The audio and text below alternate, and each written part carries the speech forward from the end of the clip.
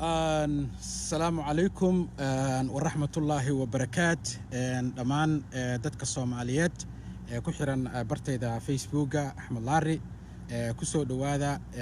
أرنتان قصة وحنون بدن أيان ربائنا إن شاء الله بالشدة أن لو ذاقنو دتك الصوماليات ميلو بايتشوغان هذا وحا حلقة كأركيسان وعيدن كي بليسكا مقالة سان كلاود oo ilaa iyo maanta ku gadaaman xaafad ku taala guryaha magaalada St Cloud xaafadaas ay ku gadaaman yihiin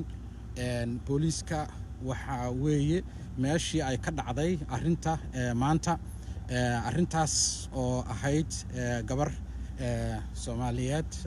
Soomaaliyeed oo iyadu markaas dhibaato sheeganaysay oo la yiri waxay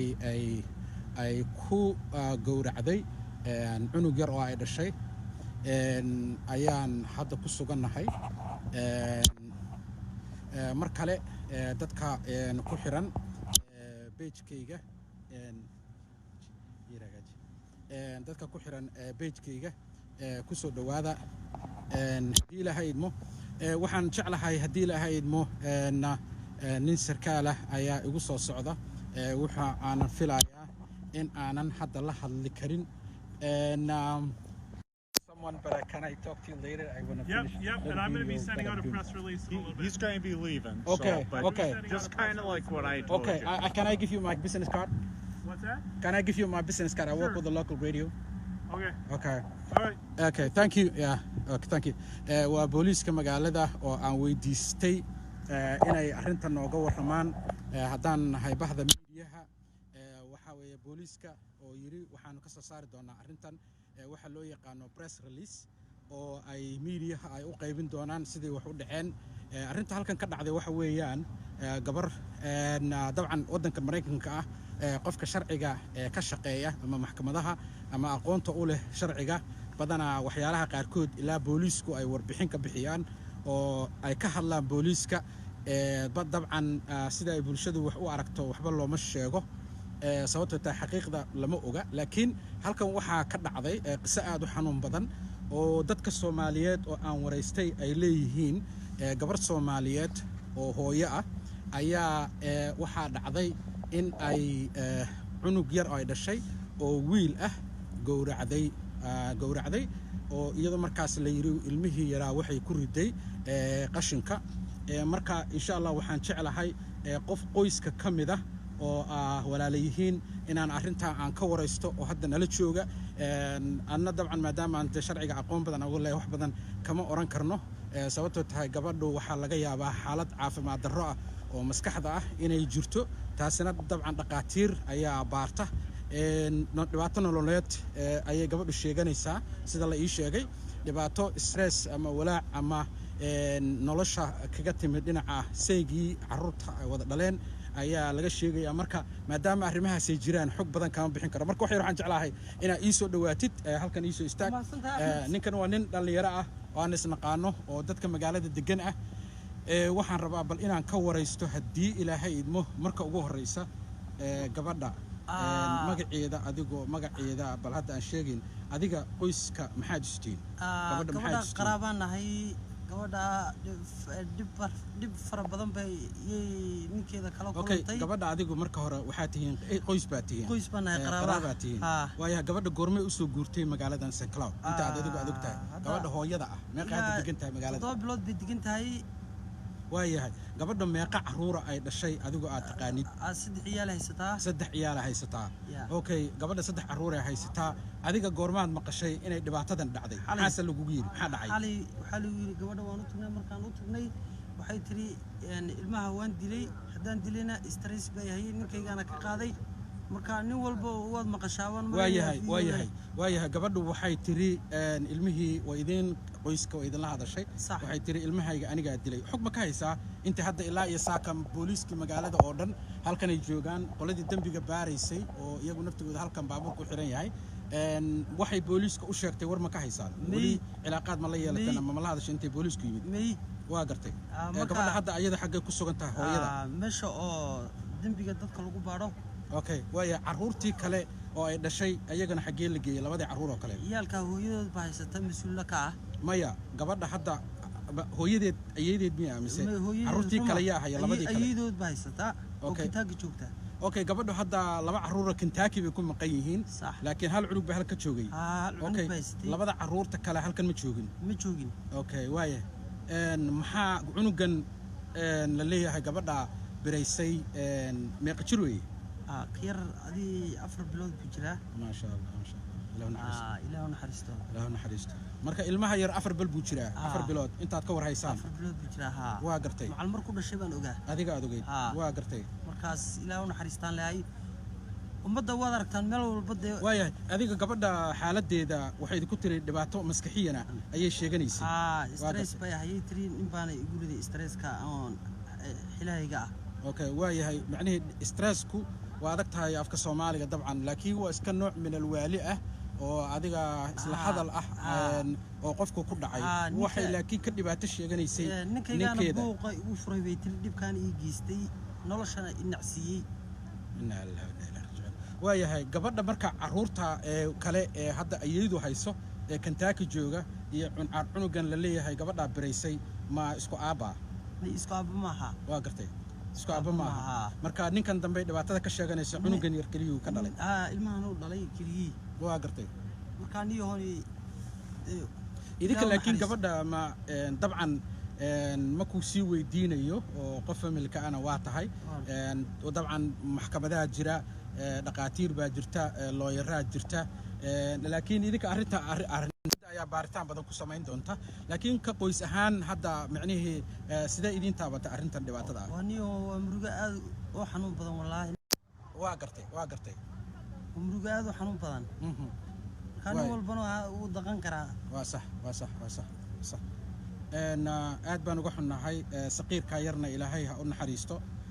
gaar ahaan gabadhu ma idin sheegtay dhibaatada gaarka ay ka tirsanayso ninka ay u dhashay cunugan yar ninkan yooni ilmaha isoo aanu ma dhalin buu yidhi marka dhib ka weyna ma jiro isagiina inuu qabo ay ogtahay ninkeedu yahay marka niyo waa dhib aad u weyn arrinkaasi waayahay kulley bulshada hadda idaacadda ka dhagaysan doonta waan isku day doonaa barnaamijkan wixii kulley berita joornaalka magaalada St Cloud arrinta waxaa laga yaabaa inay ku soo baxdo booliiska magaalada jooga meesha waxay yiraahdeen warbixin baanu ka soo saaraynaa report oo aan u qaybinaynaa press release saxaafadda laakiin dhibaatada halkan ka dhacday waxa weeyaan hadda halkan aanu joogno aad baad u mahadsantahay aad baad u mahadsantahay waayahay dhibaatada halkan ka dhacday aanu hadda joogno waxa weeye waad aragtaan ciidamadii booliiska magaalada St Cloud oo dhan baa hadda halkan ku sugan baabuurka arkaysaan waa baabuurka baarista ay booliisku ay ku sameeyaan arrinta halkan ka dhacday oo dhibaatadeeda leh waxa weeyaan gabar Soomaaliyeed ayaa waxa la leeyahay inan yar oo ay dhashay ayay halkan ay gabadha biraysay oo ay inankii qashinka ku riday waxaana leeyahay waxay gabadhu ka sheeganaysay saygii ama ninkii ay u dhashay carruurta oo ay ka sheegatay inuu dhibaato stress nololeed macnaheedu geliyey ilmahana uu shaki uu geliyey marka arrintaasi waxay ka dhacday magaalada St Cloud waxayna dhacday maanta ama xalayto baa la leeyahay ayay dhacday idinku waxaad ka oranaysaan miyaa jirta waaya ilaahay ha u naxariisto waxaa arkaysaan hadda magaaladii booliiska magaalada joogay oo dhan halkan ay iskugu yimaadeen waxaa arkaysaan waa baabuur ilaa iyo halkaas waxaa meesha yaalla dhammaan waa baabuurtii booliiska ahayd oo badidood u badan askartii magaalada St Cloud ka shaqaynaysay oo arrintan baarista ku sameynaya barnaamijkan wixii ka soo kordho waa la wadaagi doonaa dadka laakiin waa arrin nasiib darro ah oo ka dhacday magaalada St Cloud taasoo la leeyahay gabar baa cunug yar oo ay dhashay ku dishay kadibna ku riday ilmihii yaraa qashinka qoyska markay soo wacdana sheegatay inay dhibaato maskaxiyan ah ay la kulantay ayna kala kulantay ninkii ay u dhashay carruurta xaqiiqdii waa arrin nasiib darro ah waana iska dhibaatooyinka dhaca ayay ka mid tahay waxa la yiraahdo xanuunaadka madaxa dabcan bulshadeena Soomaalida horta dabcan waa ku soo badanayaan laakiin xataa dadka bini aadanka ah qof uu ku saameyn karaa dhibaato oo caafimaadkiisa iyo noloshiisa xataa uu ku ciyaari karo dhibaatooyinka noocaas oo kala ayuuna keensan karaan qofka miyirka laga galo ama dhimirka kiiska kulay waa kiis maxkamadeed ama dadka booliiska ayaa gacanta ku haya dabcan haddii ay jirto masmiir ama wax dhimirka gabadha kaga jiray dabcan dhaqaatiir ayaa cadeyn doonta haddii aysan dhimir kaga jirin dabcan arrinta waxay u taalaa dawladda iyo sharciga laakiin nasiib darro arrintan oo uguba oo aanan intii aan Sankalo joogay 12 sano ama 10 sano ku dhawaadka aanan maqal oo ah qof waalida oo ilmo ay dhashay dishay ayaa ka dhacday magaalada Sankalo insha Allah arrintan booliisku waxay ka hadli doonaan maalinta berrita ah taas ayaanan idaacadda iyo miidiyahaba annaga naftigeena insha Allah la wadaagi doonaa iyo wixii ka soo kordha waxaanan u rajeynayaa saqiirka yar waa saqiir weeye sida la ii sheegay waa 4 bilood buu jiray wiil buu ahaa ilaahay ha u naxariisto saqiirkaas waxaan rajeynayaa qoyska iyo dadka ehelka ah ee dhibaatadan gaartayna inuu ilaahay u fududeeyo bulshadana waa la wadaagi doonaa bal arrintan actually xaafadan hadda dhex taagnahay oo arrintan ay ka dhacday waa magaalada xaafadii ugu horeysay oo magaalada markaan soo degay aan ku soo degay way guryahan ama zoonkan marka insha Allah barnaamijyadeeda dambe ayaanu kaga hadli doonaa waa dhacdada xanuunka badan oo gabar inay yar oo dhashay oo 4 bilood jira ay ku dishay ku gowracday qashinka ay ku riday waxayna ka sheeganaysay ninkii ay u dhashay cunuga yar sidoo kale gabadhu waxay dhashay waa laba caruur oo kale oo bagooni ah oo ay hadda hayso gabadha hooyadeed oo iyadu gobol kale hadda ku nool Kentucky intaasaan aan rabay inaan bulshada la wadaagno oo warta iska degdeg ah intaan ku kulmi doono barnaamijyadeeda isku xiga waa aniga Axmed Laari assalaamu calaykum waraxmatullaahi wabarakaatuh dhammaan dadka Soomaaliyeed ee ku xiran bartayda Facebook Axmed Laari soo dhawaada waxaan rabaa inaan warbixin yar oo kooban la wadaago insha Allah bulshada hadda daawanaysa waxaan rabaa inaan insha Allah aan idinla wadaago wixii ka soo kordhay kiiska gabadha Soomaalida ah ee magaalada St Cloud aan maanta idinla wadaagay xaaladeeda gabadhaas oo sida aan idin sheegayba la yiri markii hore dadka aan ka maqlay ama aan ka wareystay Soomaalida ah ee meesha iskugu timid sidee wax u dhaceen ayaa waxaa warbixin ka soo saaray kooban booliiska magaalada St Cloud marka warbixinta markii ay soo baxday kadib ayaa jaraa'idada ama joornaalada iyo sidaas oo kale telefishinada qaar ka mid ah gobolka Minnesota laga waramay sida ay wax u dhaceen marka warqadda booliiska maanta markii aan meesha joogay galabta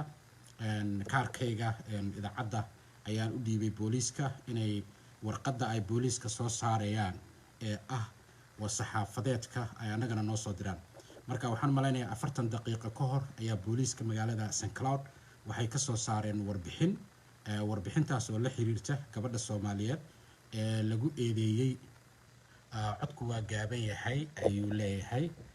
ka raali noqda waxaa laga yaabaa faraha telefoonkayga ayaamahan iska yar ciladaysan inay dhinaca telefoonka tahay baa laga yaabaa balse waa isku dayayaa intii kraankayga inaan yara dheereeyo codka ama anigu naftigayga aan codka kor u qaado waayahay waxaan rabaa marka inaan idinla wadaago booliiska waxay sheegeen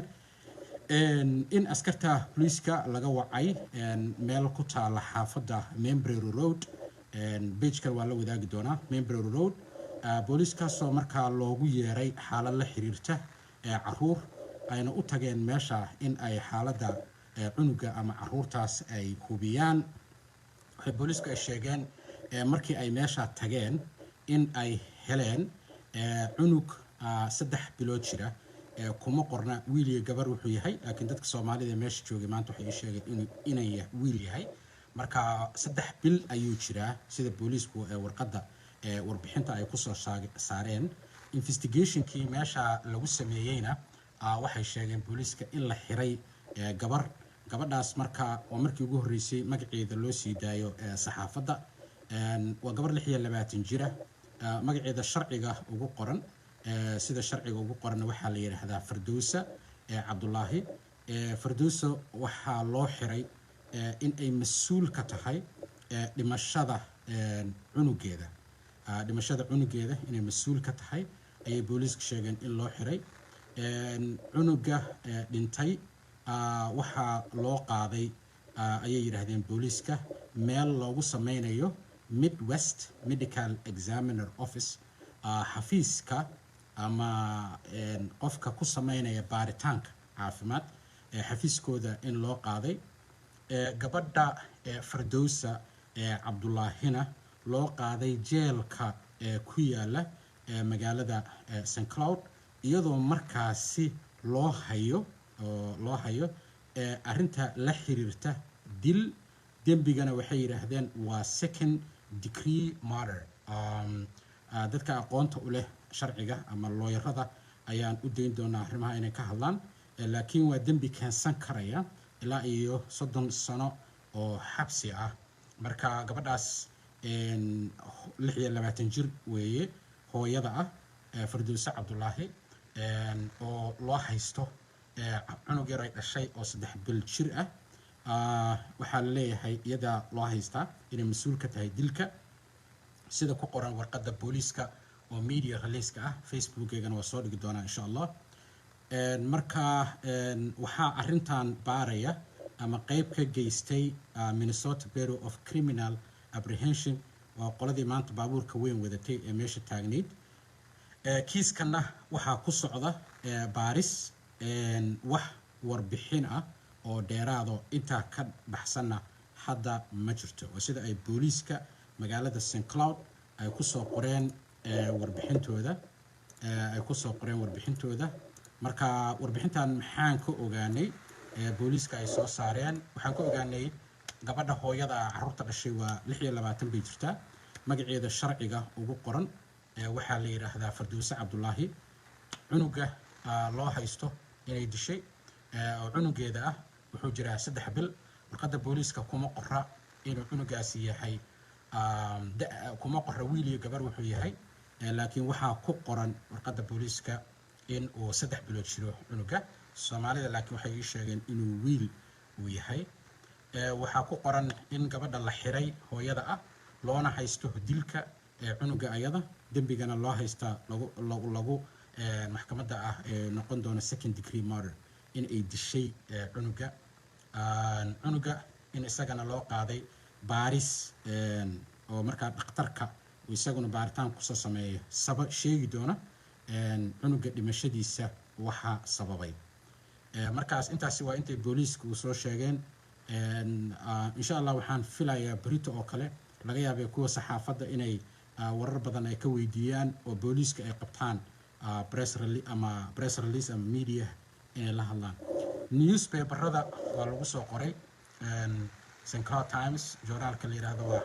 waa filaya lagu soo qoray Fox 9 waa lagu soo qoray isagoo qoraal ahaan iyo journalada ka soo baxa magaalada St Cloud waa lagu soo qoray Fox 9 oo Minneapolis aad looga daawado waxaa ku soo qoran haweeney reer St Cloud oo loo haysto dhimashada cunug yar oo jira 3 bilood guddigood warbixintana waxay ku qoreen wixii ay booliisku u soo diray hooyo ayaa waxaa lagu xiray St Cloud iyadoo loo haysto dhimashada cunugeeda maalintii Axadda ahayd waa maanta warqadda booliiskuna waxay ku sheegeen inay gabadhu tahay 26 jir hooyada ah loo haysto dhimashada cunugeeda waa sida booliisku ay sheegeen marka booliiska la soo wacay waxay ahayd saaka oo Axada 6 iyo barkii aroornimo ama subaxnimadii ayay ahayd booliiskuna waxay heleen meydka cunuga yar ayay heleen waxayna booliisku ay sheegeen inay hooyada mas'uulkeeda ay ka tahay booliisku kama ayan hadlin wixii sababay arrintaas iyo dilka kama ayan hadlin waxayna ku xiran tahay gabadhaasi xabsiga Strings oo jeelka waxaana loo haystaa second degree murder in ay dishay ilmaha yar abaa loo haystaa baaris baana ku socota wax warbixino dheeraad ma jirto marka maadaama kiis magaalada aniga aan ku noolahay maxkamadahana muddo aan ka shaqeyn jiray dhinaca kalena hadda media baan ka shaqeeyaa waxaan jeclahay kiiskan bal maxkamadiisana inaan tago haddii ilaahay idmo maxkamadda qofka marka lagu eedeeyo dembiga ayaa isagoo qoraal ah oo faahfaahsan laga helaa qofku wuxuu xaq loo qof walba oo dembi lagu eedeeyo dowladdu waxay u qabataa lawyer ama dadka qoyska qofka lawyer u qabsan kara dembi walba oo agasho noocu doona ha noqde marka qofkaasna wuxuu mari doonaa procedure ama nidaam aad u dheer waddanka Mareykanka kaasoo qaadan kara ilaa iyo dhowr bilood ama sanad taasaana marka waxaa lagu ogaanayaa xogta dhabta ah waxaan rabaa kaliya inaan iraahdo intaasaan rabay inaan dadka la wadaago maadaama miidiyana ka shaqeeyo magaaladan aan deganahay insha Allah aan rabo inaan tago maxkamadaheeda dadka Soomaalida ah waxaan rabay inaan iraahdo gaar ahaan dadka isticmaala waxa la yiraahdo hadda social media maadaama waxaan ay qoys tahay gabar ilmaheed iyo dhinaca kale dadka qaarkood maanta sida ay ugu warameen gabadhu inay isla hadashay ay sheegeen waxayna ka sheeganaysay bay yiraahdeen gabadha ninkeeda marka waa arrin qoys oo u baahan qofkii xataa ka hadlaaya si taxadar leh inuu uga hadlo qofka hadda wuxuu ku soo qoray waxa laga yaabaa gabadha depression ku dhacay dabcan haweenka uurka leh mararka qaarkood markii ay dhalaan ka bacdi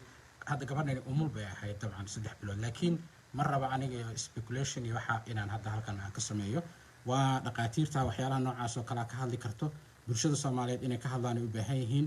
dumarka naftigooda dhibaatooyinka ku dhaca xilliga ay uurka ay dhasho oo kale macnaheedu depressionka gabadha ku keeni karo waxaa loo baahan yahay in la wacyi geliyo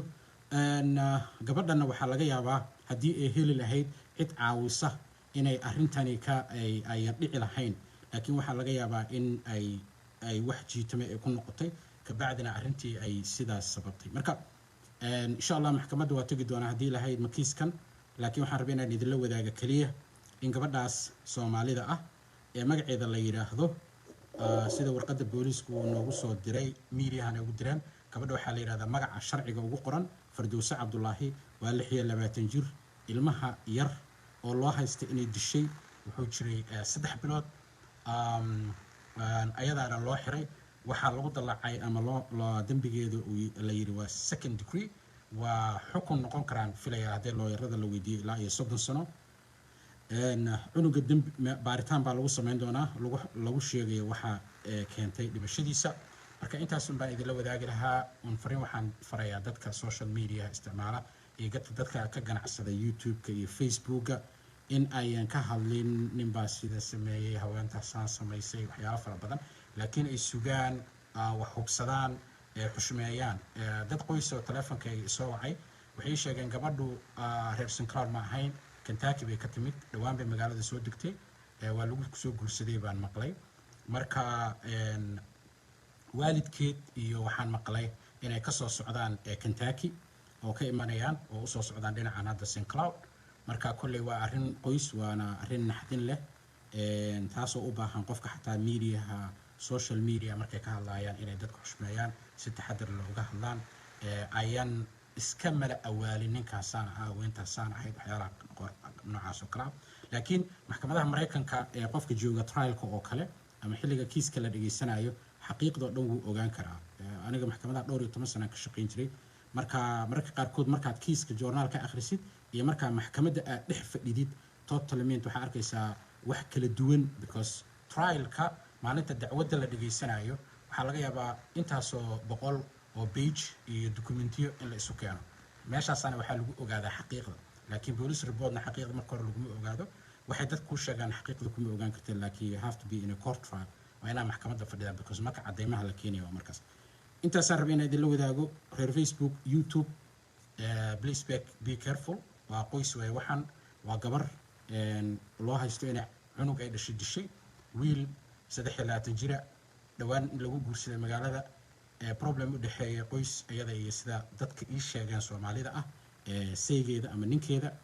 intaas baan rabay inaan idinla wadaago waxaana laga yaabaa newspaperada iyo inaad ku aragtaan gabadhaas iyo hawsheeda intaasaan idinla wadaagayay haddii ilaahay idmo kama sii badinayo